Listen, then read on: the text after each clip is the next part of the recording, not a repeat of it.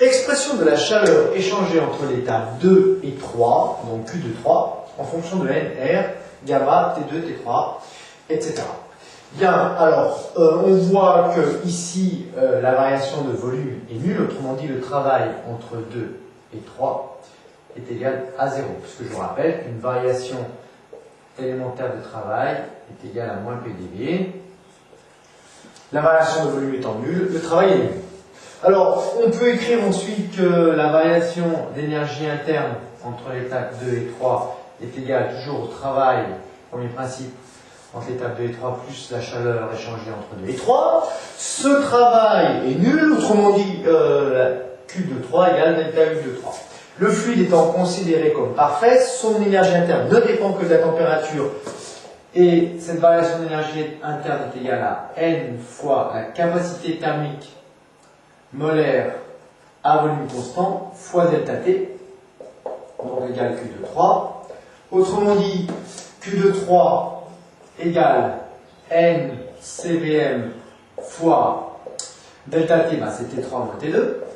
Et puis une dernière chose, on va exprimer CVM en fonction de gamma. On sait que les relations de Meyer nous donnent CPM moins CVM égale R et que CPM sur CVM est égal à gamma. Au passage, capacité thermique molaire à pression constante pour CPM. Qu'est-ce qu'on en tire? Eh bien, on a ici donc gamma CVM moins CVM égale R. Autrement dit, CVM égale R sur gamma moins 1. On réinjecte cette expression ici, c'est qu'il me donne Q de 3 égale N fois R sur gamma moins 1, facteur de T3 moins T2. Le bonheur ne serait pas complet sans une vérification d'homogénéité. Ici, on voit qu'on a NRT, or PV égale NRT. Et PV, c'est du travail.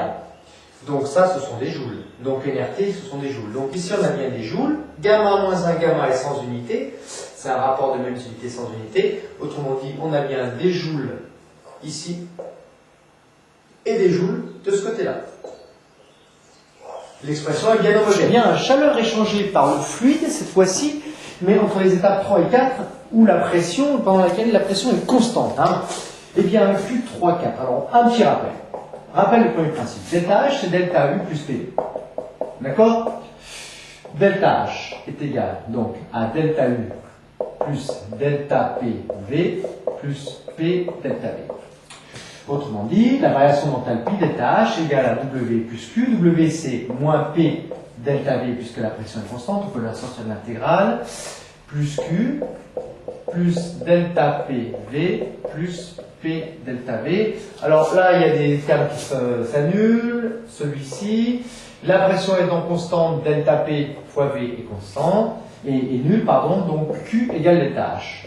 Or, on est dans le cas d'un gaz parfait, donc delta H égale N CPM, capacité thermique molaire à pression constante, fois delta T, qui est égal à Q. Autrement dit, Q3, 4 est égal à N CPM fois la variation de température, c'est tout simplement T4 moins T3.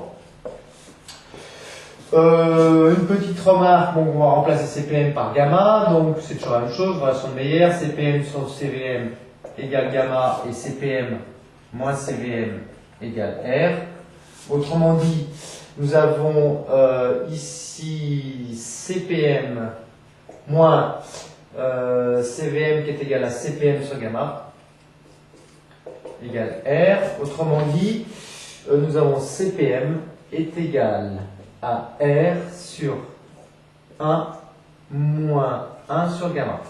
Alors, on va réinjecter ceci dans l'expression de Q de 3, 4.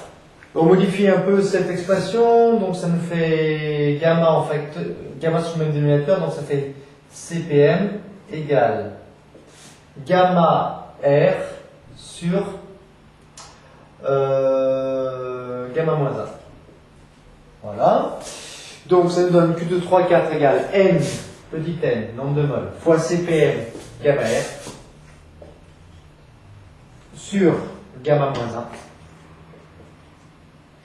facteur de T4 moins T3. Au niveau de l'homogénéité, nRT, ben on a vu que c'était des joules, donc des joules à gauche, des joules à droite. Donc l'expression est bien homogène.